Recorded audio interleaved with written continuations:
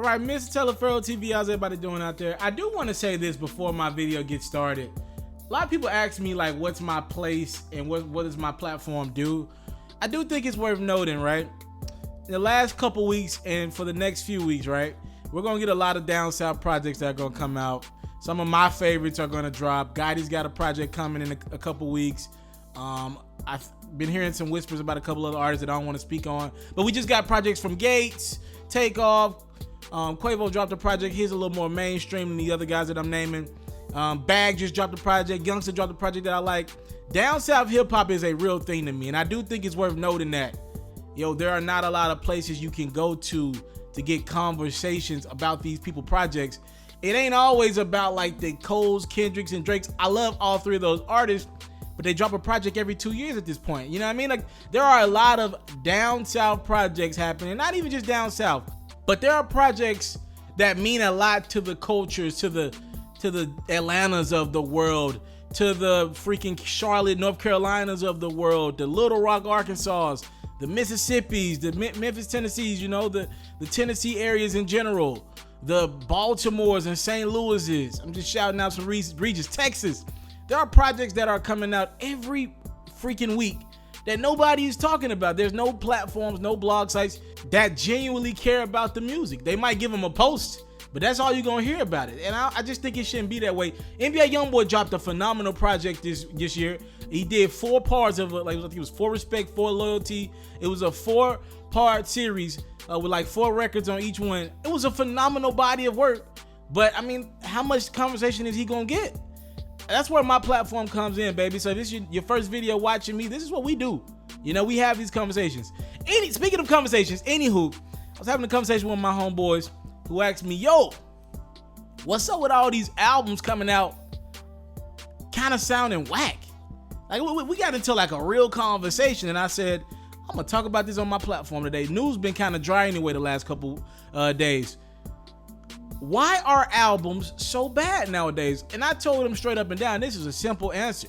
All right, so anybody having these conversations with their homeboys and barbershop talk, this is what you tell them. Bro, albums are not as good as they used to be, like in the 2000s, around probably I'd say 08, 09, it kind of dried up. It's simple. Money. It's a simple answer to this problem. Money. Now, I'm not saying it's all of the answer, but it's for sure most of it. What has changed in the last 3 or 4 years in music? The streaming era. What do you mean, Taliaferro? The streaming era is now the way the bulk of us consume music. And if it's not the streaming era, most of us listen to music on YouTube. So you got the Apple Musics, the Spotify's of the world, and Tidal's a player in the game now. And YouTube. These are the big players in the game. And I'm never mad at it because the artist is winning today more than the common artist was a few years ago during the Dat Piff and live mixtape era. I'm going to be honest, y'all. I love the Dat Piff and live mixtape era like anyone else did, but they got over on us. Well, they got over on artists. Fans, I think we benefited because like when Wayne dropping a project, Wayne literally shut down Dat Piff like 5 different times when I was growing up, right? Like Wayne could shut it down. The Sorry for the Waits, like he could shut Dat Piff down. Gucci could shut Dat Piff down. There are a few other artists out there that could do it. Waka even might have shut it down one time. Like, yo, there are artists out there whose mixtapes and the series behind the mixtape, they became legendary. But here's the facts, bruh. Dat Piff made a lot of money. Live mixtapes made a lot of money. I'm forgetting a couple other big players in the game. And salute to Dat Piff and live mixtapes. I rock with them, But they made a lot of money and the artist got cheated. The artist is making more money. The artist was hopping. Artists were hopping on beats, right? I'm talking about any artist, big time artist. Wayne was the biggest artist in the world. He was hopping on beats, hopping on hot records, and freestyling for like 2 to 3 minutes. That's what it was. He was just giving a verse to some records that were already hot. I'll get to that more in a second. Now, maybe Wayne could do that because he was the biggest artist in the world, and while he was dropping hot mixtapes, he had hot albums, and he was the biggest rapper in the world at the time. But if I'm Wayne, I'm sure Wayne has probably lost out on $100 million just on giving away those verses and not putting them into his own content in his albums. But he loved doing it because Wayne loves to rap, right? And there's a lot of other artists. Gucci gave away, I'm talking about albums of catalog worth of music, and a lot of it we revere as legend music, but Gucci ain't make a lot of money on it in regards to the actual music. Now, he was able to recoup some of that on the shows, but these artists have lost millions of dollars, hundreds of millions of dollars by just giving away verses, while Dat Piff reaped the benefits with the advertisements on their site. Sometimes artists paying to be on the site. I know they threw some bread to some artists for the artists to drop their mixtape exclusively on the site when like live mixtape got popping. But overall, Dat Piff made a crap ton of money through the internet. And let's just call it what it is, bruh.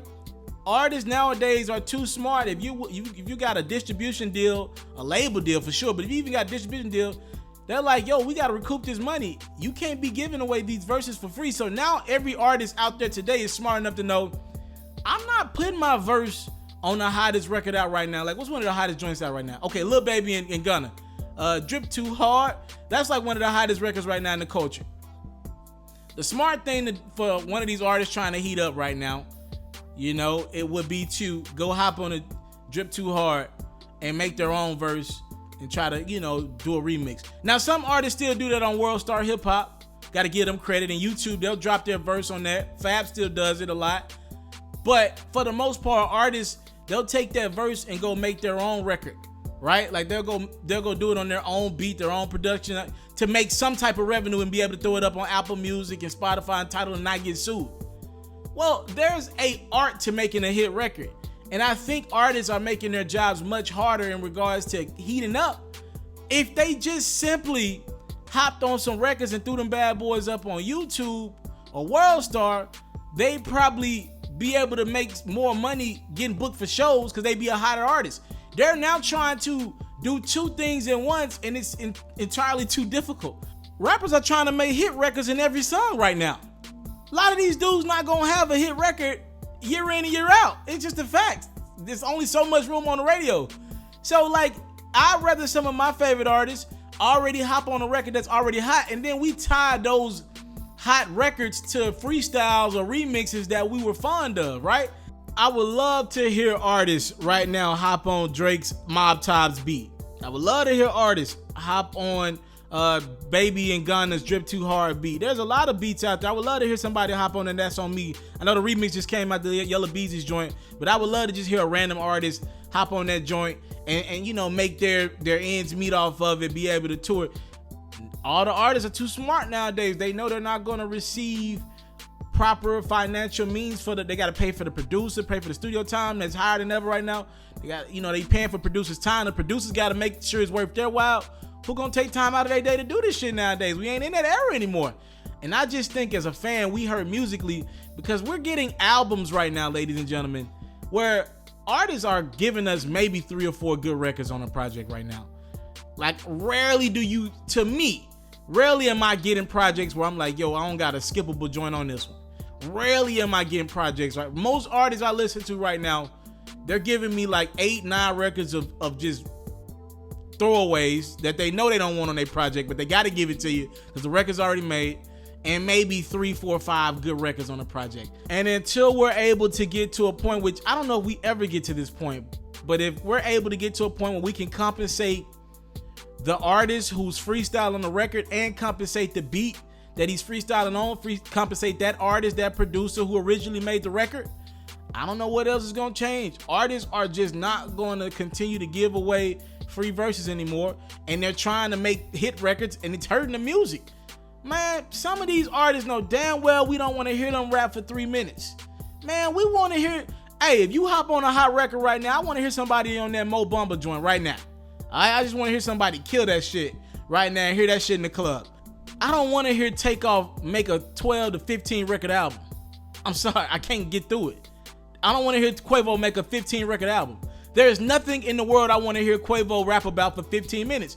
Y'all think we wanted to hear Gucci just rap back in the day? Man, Gucci gave us hard ass beats, some clever ass lines, and he was in and out of them records in 2 minutes. Man, that shit was over in 2 minutes and 30 seconds, bruh. Man, I want to hear that. I don't want to hear these rappers who know they're not, rappers who know their niches, like catchy hooks and a couple clever lines, are now trying to give us 3 minutes and 30 seconds about being a Chanel junkie or being a fiend on lean. Man, I don't want to hear that shit for 3 minutes and 30 seconds. You ain't finna depress me. Nigga, you ain't finna get me on lean. I'm not trying to hear that shit for 4-5 minutes. Y'all know damn well y'all need to give us a minute and 30 and be out. All right, say what you gotta say. I drink lean all day. I like Chanel. I cheat on my chick every time I'm away from her and get out. All right, that's what you, and with a catchy ass beat and get the fuck out. Some of these rappers are forcing themselves to make records to meet the song requirements, and they know they don't got it in them. They can't do that for a body of work. Niggas barely getting through projects right now.